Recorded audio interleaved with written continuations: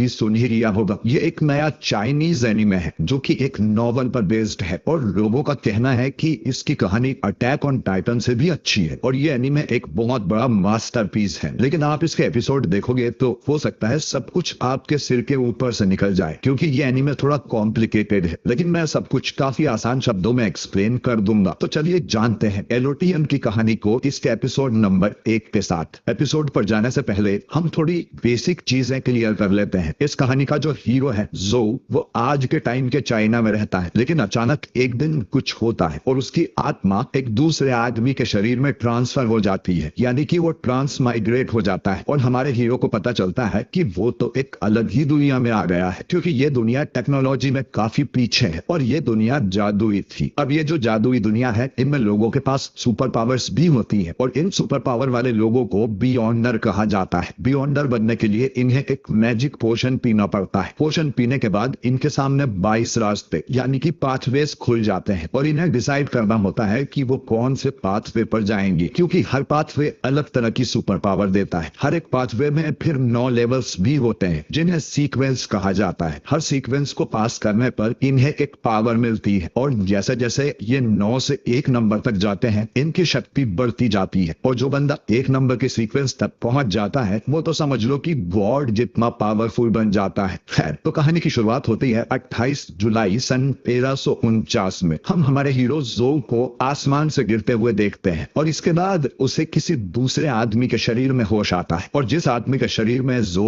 आया है उसका नाम क्लाइन मोरेटी था। जो को समझ नहीं आता कि वो कहां पर है और ये कौन सी जगह है। उसके सिर में एक छेद भी था जो कि अब भर गया था और पास में एक रिवॉल्वर पड़ी थी, जिससे साफ पता चल रहा था कि क्लाइन ने इस बंदूक से खुद को गोली मारी होगी। जिसके बाद जो की आत्मा उसके शरीर में आ गई। ठीक इसी समय हम 2 और लोगों की बॉडीज को देखते हैं जिनके नाम थे वेल्च और नाया, और इन्होंने भी क्लाइन की तरह खुद को खत्म कर लिया था और हमें पता चलता है कि ये दोनों क्लाइन के क्लासमेट हुआ करते थे। खैर, अब सुबह हो जाती है और जो को क्लाइन के बारे में कुछ चीजें पता चलती हैं। असल में उसे क्लाइन की कुछ मेमोरीज पता चल रही थी, जैसे उसके पेरेंट्स मर चुके हैं और वो अपनी सिस्टर के साथ रहता है। क्लाइन आवा देश के टिंगन शहर में रहता है और उसने हाल ही में ग्रेजुएशन पास की है। जो को अपने कमरे में एक डायरी भी मिलती है जिसमें क्लाइन ने कुछ लिखा हुआ था। जैसे 29 मई को वेल्च उससे मिलने आया था। उसने कहा था कि उसके पास एक पुरानी किताब है और इस किताब को लिखने वाला एंटीगोनस फैमिली से था। डायरी के आखिर में लिखा था कि सब मारे जाएंगे, मैं खुद भी। जो को समझ नहीं आता कि क्लाइन ने ऐसा क्यों लिखा होगा। तभी इस कमरे में क्लाइन की सिस्टर आने लगती है और जो खून के दाग और बंदूक को छुपा देता है। उसकी सिस्टर का नाम मेलिसा था जो कि बैकलून यूनिवर्सिटी की स्टूडेंट है। मेलिसा ब्रश करके यहाँ से चली जाती है। जो सोचने लगता है कि वो यहाँ कैसे आ गया। वो तो अपने कंप्यूटर पर काम कर रहा था और अपने पेरेंट्स के साथ चाइना में रहता था। तभी उसे याद आता है कि उसने एक लक एन्चेंटमेंट रिचुअल किया था और जरूर उसी से वो इस दुनिया में आ गया है। मेलिसा तभी यहाँ नाश्ता लेकर आ जाती है। वो क्लाइन से कहती है कि वो आज उसका फेवरेट डिनर बनाएगी, क्योंकि क्लाइन जॉब पाने के लिए इतनी मेहनत कर रहा है और वो अपने स्कूल के लिए निकल जाती है। अब जो सोचता है कि वो वापस अपना रिचुअल परफॉर्म करेगा और अपनी दुनिया में लौट जाएगा, और इस बंदूक की आवाज तो बहुत लाउड होती है, तो मेलिसा ने आवाज नहीं सुनी होगी क्या। और दोस्तों, अब मैं जो को क्लाइन कहकर ही बुलाऊंगा। तो क्लाइन को रिचुअल करने के लिए ब्रेड की जरूरत थी, जिन्हें लेने वो बाहर मार्केट में जाता है। मार्केट वाली लेडी क्लाइन से कहती है कि उसे जल्दी से कोई जॉब ढूंढ लेनी चाहिए और उस गंदे से अपार्टमेंट को छोड़कर किसी अच्छी जगह रहने चले जाना चाहिए। क्लाइन देखता है कि यह जगह भी उसकी दुनिया जैसे ही नॉर्मल है, बस ये टेक्नोलॉजी में काफी साल पीछे है। पर तभी वो कुछ लोगों को पत्ते खेलते हुए देखता है, जो कि आज के जमाने का खेल है। असल में करीब 100 साल पहले रोसेल गुस्तेव नाम का राजा हुआ करता था, जिसने ये पत्तों का खेल, स्टीम इंजन और टैरो रीडिंग जैसी चीजें इजाद की थी। क्लाइन को लगता है कि राजा रोसेल भी उसकी तरह किसी नए जमाने से आया होगा। तभी क्लाइन के पास एक जोकर आता है जो उसे अपने सर्कस में आने का इन्विटेशन देता है। क्लाइन देखता है कि कोई आदमी उसका पीछा कर रहा था, तो वो जल्दी यहाँ से भागने लगता है और छुपने के लिए एक टेंट में घुस जाता है। वो आदमी जेनकिंस भी उसके पीछे जाने वाला था, लेकिन तभी उसे यहाँ एक पुलिस वाला दिखाई देता है, जिसे देख वो वापस मुड़ जाता है। टेंट के अंदर एक टैरो कार्ड रीडर बैठी हुई थी, यानी पत्ते देखकर भविष्य बताने वाली। क्लाइन सोचता है कि ये चीज तो मेरी दुनिया में भी होती थी, यदि राजा रोजेल उसकी तरह ही एक ट्रांस माइग्रेटर था। वो लेडी कहती है कि क्लाइन उसका पहला कस्टमर है, तो वो उसे फ्री में भविष्य बताएगी। ये सुनकर क्लाइन वहां बैठ जाता है। लेडी पूछती है कि तुम क्या जानना चाहते हो, तो क्लाइन कहता है कि मेरा पास्ट, प्रेजेंट और फ्यूचर। लेडी अब उसके सामने 3 पत्ते निकाल के रखती है कि ये तुम्हारा पास्ट, प्रेजेंट और फ्यूचर है, पहले उसे कौन सा कार्ड देखना है। क्लाइंट कहता है कि सबसे पहले वो अपना प्रेजेंट देखना चाहता है। लेडी उस कार्ड को पलट देती है और ये कार्ड था the fool. The fool tarot deck का पहला पत्ता होता है और ये नई शुरुआत को दर्शाता है। तभी यहाँ पर असली टैरो रीडर आ जाती है और यहाँ जो बैठी थी वो बस मजाक कर रही थी और क्लाइंट यहाँ से चला जाता है। क्लाइंट अब अपने घर आकर उन ब्रेड्स को 4 अलग अलग कोनों में रख देता है और रिचुअल को परफॉर्म करता है ताकि वो वापस अपनी दुनिया में लौट जाए। वो कुछ मंत्र भी पढ़ता है। शुरू में ऐसा लगता है कि रिचुअल करने से कुछ नहीं होगा, लेकिन फिर अचानक ही उसे कुछ होता है और क्लाइंट एक अजीब से दुनिया में पहुंच जाता है जहां चारों तरफ धुआं था। इस जगह को हम द ग्रे फॉग कहेंगे और यहाँ कुछ रेड और ब्लू कलर के स्टार्स उड़ रहे थे। क्लाइंट गलती से एक रेड और ब्लू स्टार को छू देता है जिससे वो दोनों फट जाते हैं। इस समय हम ऑड्री नाम की एक लड़की को देखते हैं जो अपने मिरर के सामने बैठी थी और ऑलिवर नाम का एक आदमी समुद्र के बीच अपने ग्लास को पकड़ा हुआ था। ये दोनों ही अपनी मर्जी के बिना इस ग्रे दुनिया में आ जाते हैं। इन्हें अपने सामने क्लाइंट की बड़ी सी परछाई दिखाई देती है जैसे वो इस दुनिया का गॉड हो और ये तीनों ही एक दूसरे का चेहरा ठीक से नहीं देख पा रहे थे। क्लाइंट सोचता है कि इन दोनों को मैंने यहाँ बुलाया है क्या? ऑड्री पूछती है कि क्या आप इस पवित्र जगह के मास्टर हो? क्लाइंट सोचता है कि ये पवित्र जगह है तो इसका मंदिर कहाँ है? और उसके इतना सोचते ही उनके आसपास एक मंदिर जैसी जगह बन जाती है। क्लाइंट समझ जाता है कि वो इस दुनिया को पूरी तरह से कंट्रोल कर सकता है। वो अब एक लंबी सी टेबल और एक सिंहासन बना लेता है। ऑलिवर क्लाइंट से पूछता है कि मैं कहाँ पर हूँ और आप कौन है? क्लाइंट अब सोचने लगता है कि मैं अपना नाम क्या बताऊं, ज़ो या क्लाइंट। और फिर वो सिंहासन पर बैठे हुए इन्हें अपना एक नकली नाम बताता है कि तुम लोग मुझे बुलाओगे द फूल के नाम से, जो कि उस पैरो कार्ड का नाम था। ऑड्री पूछती है कि मिस्टर फूल, आपने हमें यहाँ क्यों बुलाया है और क्या हम घर जा सकते हैं? क्लाइंट कहता है कि तुम चाहो तो मैं तुम्हें वापस घर भेज दूंगा। वो लड़की इस जादुई जगह को देखकर काफी एक्साइटेड हो गई थी। वो क्लाइंट से पूछती है कि मैं बियॉन्डर कैसे बन सकती हूँ? अब क्लाइंट को तो बियॉन्डर के बारे में कुछ भी नहीं पता था, तो वो बोलता है कि इस सवाल का जवाब तुम्हारे सामने बैठा आदमी देगा। ऑलिवर बोलता है कि तुम जरूर लियोन किंगडम से होंगी, तो बियॉन्डर बनने के लिए तुम्हें एवरनाइट गॉडेस के चर्च को ज्वाइन करना होगा या लॉर्ड ऑफ स्टॉर्म के या किसी दूसरे चर्च को। वैसे बियॉन्डर बनना इतना आसान नहीं है, पर बियॉन्डर सच में होते हैं और वो बढ़ती हुई डार्कनेस से लड़ते रहते हैं। ऑड्री पूछती है कि चर्च के अलावा और कोई रास्ता है क्या? तो ऑलिवर कहता है कि फिर रॉयल फैमिली के पास जाओ या तो मिलेनियम नोबिलिटी के। ऑड्री कहती है कि कोई और तरीका? अब ऑलिवर बताता है कि असल में उसके पास 2 सीक्वेंस 9 के पोर्शन रखे हुए हैं, एक सेलर सीक्वेंस का और दूसरा स्पेक्टेटर सीक्वेंस का, जिन्हें पीकर वो बियॉन्डर बन सकती है। क्लाइंट समझ जाता है कि यहाँ सुपर पावर्स की बात हो रही है और सीक्वेंस उस पावर का लेवल होगा। उसका ट्रांसमाइग्रेशन और इस ग्रे वर्ल्ड में आना भी किसी बियॉन्डर का काम है क्या? ऑड्री कहती है कि उसने इस आदमी के साथ एक डील कर ली है, वो उसे एक पोर्शन देगा और बदले में ऑड्री भी उसे कुछ सामान देगी और वो चाहती है कि क्लाइंट ऐसी मीटिंग्स और करे। ऑलिवर भी कहता है कि मिस्टर फूल, आपकी पावर हमारी सोच से भी परे है, तो मीटिंग में छोटी मोटी चीजें हम दोनों ही संभाल लिया करेंगे। ऑलिवर सोचता है कि इस तरह की मीटिंग्स में वो और भी डील्स कर पाएगा। अब क्लाइंट सोचता है कि ऐसी मीटिंग्स करके उसे इस दुनिया के बारे में और भी जानकारी मिलेगी और वो जल्दी अपने घर जाने का रास्ता ढूंढ पाएगा। क्लाइंट कहता है कि ठीक है, हम हर मंडे को 3 बजे मीटिंग किया करेंगे। ऑड्री कहती है कि फिर हम लोगों को भी अपने कोड नेम्स रख लेने चाहिए क्योंकि हम यहाँ अपने असली नाम यूज नहीं करेंगे। अब क्योंकि क्लाइंट ने अपना नाम टैरो कार्ड पर रखा था तो ये दोनों भी अपने कोड नेम्स टैरो कार्ड्स पर ही रख लेते हैं। ऑड्री का कोड नेम है जस्टिस और ऑलिवर का बी हैंग्ड मैन और ये तीनों अब इस टैरो क्लब के मेंबर्स हैं। तभी क्लाइंट के कमरे का दरवाजा कोई पीटने लगता है जिससे क्लाइंट का कंट्रोल इस दुनिया में कमजोर हो रहा था। वो इनसे कहता है कि इस मीटिंग को हम यहीं खत्म करते हैं और वो दोनों को वापस अपनी जगह पर भेज देता है और खुद भी अपने कमरे में लौट आता है। क्लाइंट देखता है कि उसके दरवाजे पर पुलिस आई थी तो वो जल्दी से अपनी डायरी और बंदूक छुपा देता है। ये वही पुलिस वाला था जो टेंट के बाहर खड़ा हुआ था। इसका नाम लेनर्ड है। इसके साथ एक दूसरा ऑफिसर भी था जिसका नाम डन स्मिथ है। ये दोनों यहाँ पर वेल्च और नाया के केस के लिए आए हैं और क्लाइंट को बताते हैं कि उन दोनों ने खुद को खत्म कर दिया। लेनर्ड तुरंत ही क्लाइंट की डायरी ढूंढ लेता है और पूछता है कि तुमने आखिरी पन्ने पर यह क्या लिखा है कि सब मारे जाएंगे और मैं भी, इसका मतलब क्या है? अब क्लाइंट को समझ नहीं आता कि वो इन्हें क्या बोले। वो इन्हें साफ साफ कह देता है कि मेरी याददाश्त चली गई है और मुझे ठीक से कुछ भी याद नहीं है। कल रात उसने खुद को ऊपर पहुंचाने की कोशिश की थी पर पता नहीं कैसे मैं अब भी जिंदा हूँ और वो बंदूक उस डब्बे में रखी है। डन अब कहता है कि फिर हम तुम्हें साइकिक के पास लेकर चलेंगे जो तुम्हारी सारी मेमोरीज वापस ले आएगी। जो सुन क्लाइंट को अब टेंशन हो जाती है कि ये लोग अगर मेरी मेमोरीज में झांकेंगे तो इन्हें ये भी पता चल जाएगा कि मैं इस दुनिया का नहीं हूँ। लेनर्ड कहता है कि वो उसे जिंदा देखकर खुश हुए, लेकिन जो हादसा हुआ था उसके बाद तो कोई भी मर जाता। ये लोग अब क्लाइन को अपने साथ ले जाने लगते हैं। तभी एक बच्चा ब्रेड चोरी करके यहाँ से भाग रहा था, तो पुलिस वालों का ध्यान उस पर चला जाता है और मौके का फायदा उठाकर क्लाइन यहाँ से भागने लगता है। वो एक गली में जाकर रुकता है जहाँ कोई उसके ऊपर पानी फेंक देता है, लेकिन वो पानी हवा में ही रुक जाता है और यहाँ आसपास की चीजें भी हवा में उड़ने लगती हैं। क्लाइन समझ जाता है कि यहाँ कोई बियॉन्डर है जो ये कर रहा है। वो भागकर एक घोड़ा गाड़ी में बैठ जाता है और बोलता है कि समुद्र किनारे चलो। थोड़ी देर बाद क्लाइन देखता है कि अब उसका कोई पीछा नहीं कर रहा, तो वो गाड़ी रोकने को बोलता है, लेकिन गाड़ी वाला चलता ही रहता है और कहता है कि वो उसे वेल्च के घर ले जा रहा था। ये घोड़ा गाड़ी वाला कोई और नहीं बल्कि डन था। तभी क्लाइन की आंख अपने कमरे में खुलती है और उसे लगता है कि वो सब एक सपना था। पर तभी दरवाजे पर ऑफिसर डन स्मिथ आ जाता है और वो एक बियॉन्डर है। वो बोलता है कि रात में हमारी पावर ज्यादा बढ़ जाती है। क्लाइन सोचता है कि हमारी डन अब क्लाइन को पकड़कर घर के बाहर ले आता है। तभी क्लाइन के पीछे एक लड़की आती है जो उसका मुंह पकड़ लेती है और उसकी मेमोरीज में झांकने लगती है, यानी वो भी एक बियॉन्डर है। क्लाइन अपनी मेमोरीज में अपने असली माँ बाप को देखता है, लेकिन वो लड़की उन्हें नहीं देख पा रही थी। शायद वो ग्रे फॉग उसकी मेमोरीज दूसरे लोगों से छुपा रहा था। वो लड़की अब क्लाइन से पूछती है कि बताओ एंटिगोनस फैमिली की किताब कहाँ है। क्लाइन कहता है कि उसे नहीं पता। फिर वो पूछती है कि 27 जून की रात को वेल्च और नाया के घर में क्या हुआ। क्लाइन फिर से कहता है कि उसे नहीं पता। अब वो पूछती है कि जब वो दोनों मरे थे तब तुम क्या कर रहे थे। तो क्लाइन के हाथ में बंदूक आ जाती है। वो इन्हें मार के दिखाता है कि वो उस दिन क्या कर रहा था, यानी कि क्लाइन सच बोल रहा है। वो ये सब डन को बता देती है कि उसने खुद को गोली मारी थी, पर इसकी मेमोरीज में उसे ज्यादा कुछ नहीं मिला। डन क्लाइन से कहता है कि एंटिगोनस फैमिली की किताब लापता हो गई है और तुम अब भी खतरे में हो। हम हर बार तुम्हें बचाने नहीं आ सकते हैं, तो तुम भी हमें ज्वाइन करके एक बियॉन्डर क्यों नहीं बन जाते। और ये एपिसोड यहीं पर एंड हो जाता है।